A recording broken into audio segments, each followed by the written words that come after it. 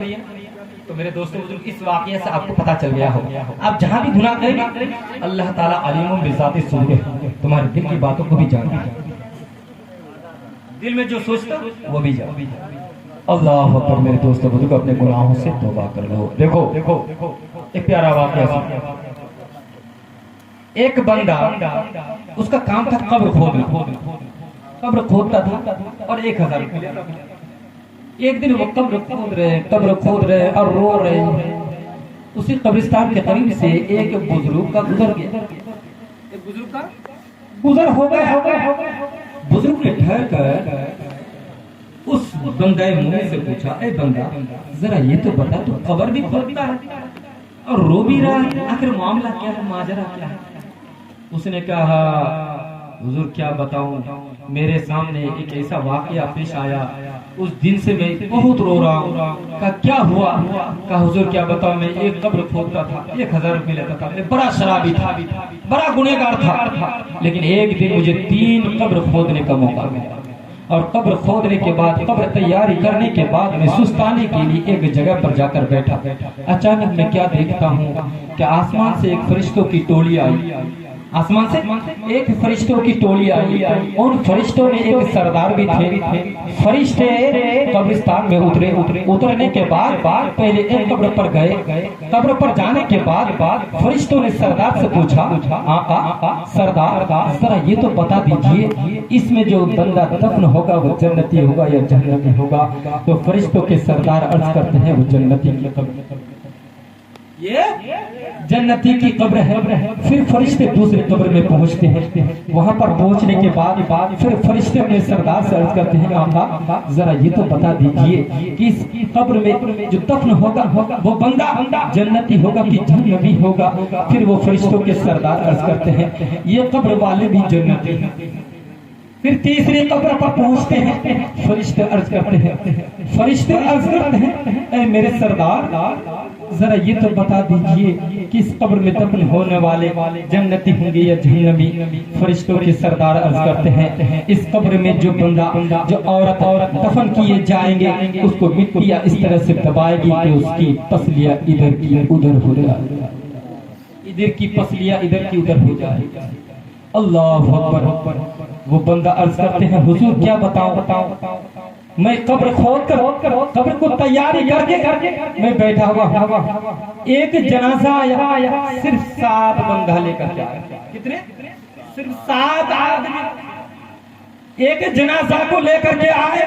मैंने उनसे पूछा, उन्होंने आया, मुझे 1000 रुपये थमा दिए, 1000 रुपये थमा दिए।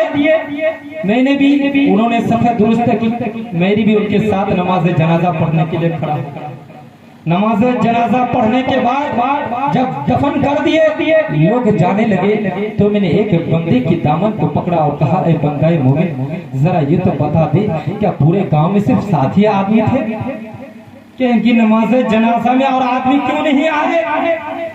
तो उस शख्स ने कहा, ये बंदा जो है हमारे गांव का सबसे गरीब बंदा है और गरीबों की नमाज जनाजा में, गरीबों की नमाज जनाजा में कौन आते हैं? हम 7 आदमी को इनसे मोहब्बत थी, हम लोगों ने इनको कंधा दिए, जनाजा पढ़े और दफन कर दिए। अल्लाह अकबर। अब वो बंदा कब्र खोदने वाले अर्ज करते हैं, ए बंदा मोमिन जरा ये तो बता, इसका अमल क्या? ए बंदाए मोमिन जरा ये तो बता, इसका अमल क्या था? वो बंदा अर्ज करते हैं, अगरचे ये गरीब था, मगर अगरचे ये झोपड़ी में रहता था, मगर इसके घर में रात भर चिराग की रोशनी जलती रहती थी और अल्लाह अकबर की सदाएं आती रहती। अगरचे ये गरीब था, मगर इसके घर से अल्लाह अकबर की सदाएं आवाजें आती थी, ये रात भर इबादत में गुजारा।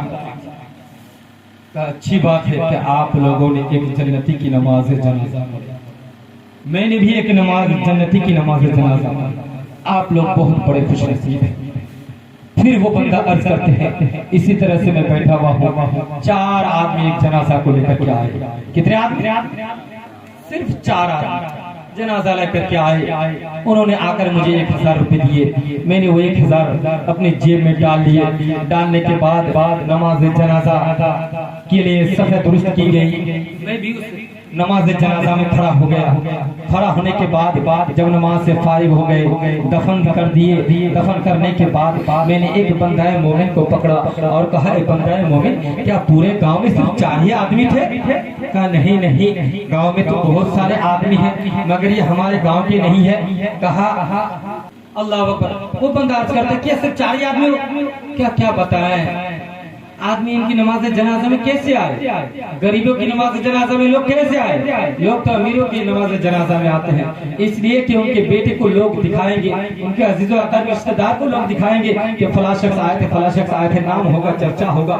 इस बंदे के नमाज जनाजा में लोग कैसे आएंगे? ये बंदा जो है हमारे गाँव के नहीं थे। तो फिर जब ये तुम्हारे गाँव के नहीं थे, तुम्हें कैसे पता कि मुसलमान है कि मोमिन है कि हिंदू है कि काफिर?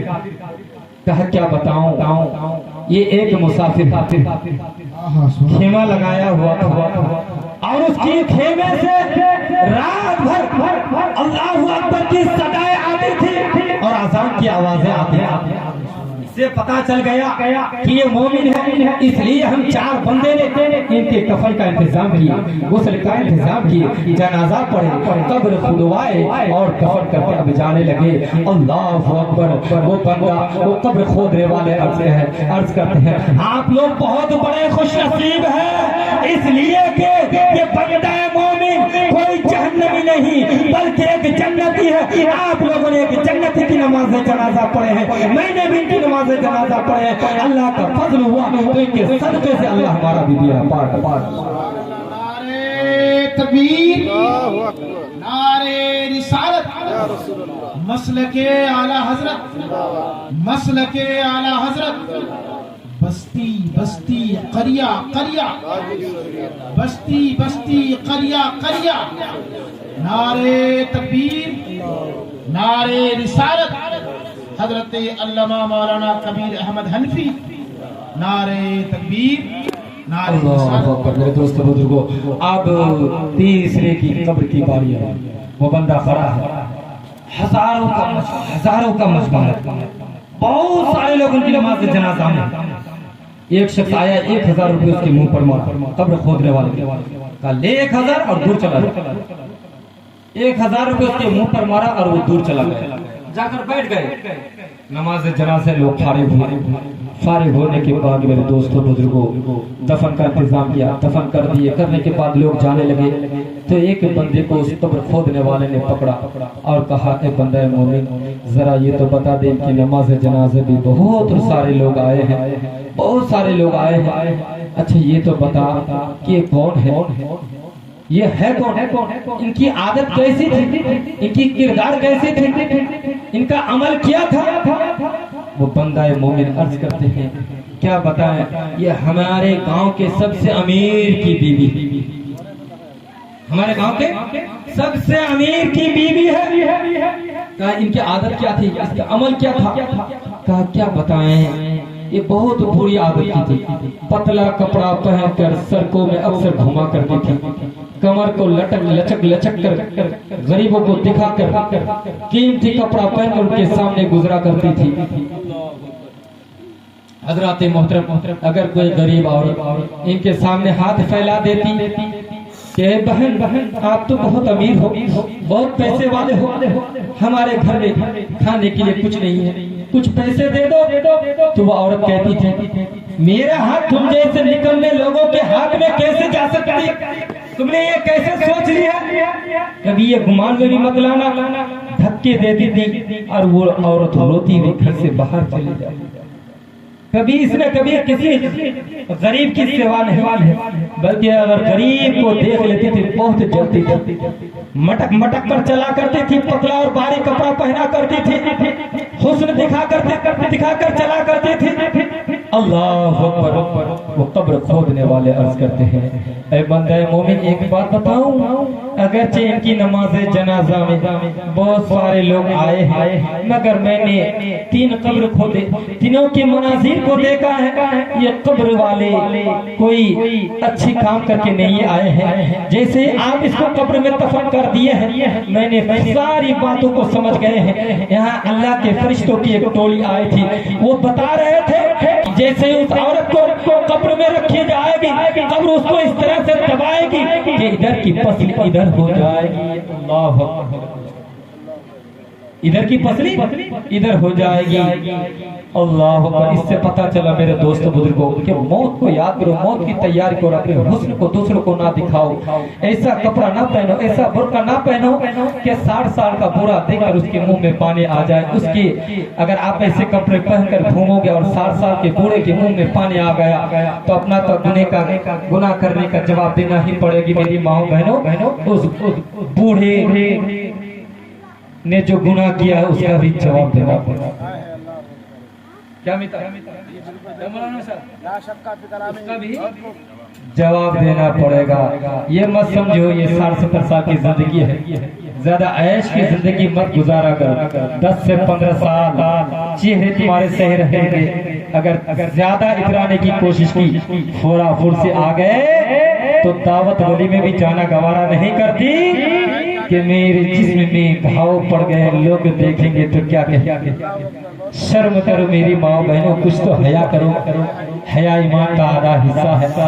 बहरहाल मेरे दोस्तों बुजुर्गों, मौत के बाद बहुत सख्ती है। मौत कोई आसान लफ्ज नहीं है, मौत एक भयानक लफ्ज है, मौत दिल को दहला देने वाला लफ्ज है। मौत का लफ्ज सुनते ही अच्छों के जिस्म मक्की तारी हो जाती है।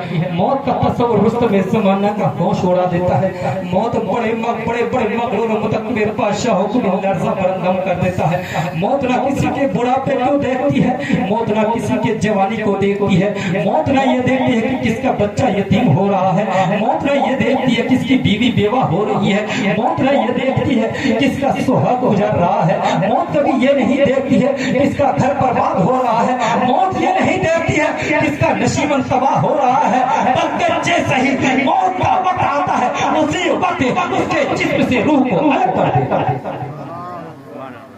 शायर कहते हैं होती है इब्तिदा आलम की इंतहा, बनाया रब ने जिसे बस वह है फना, एक दिन फना होना है।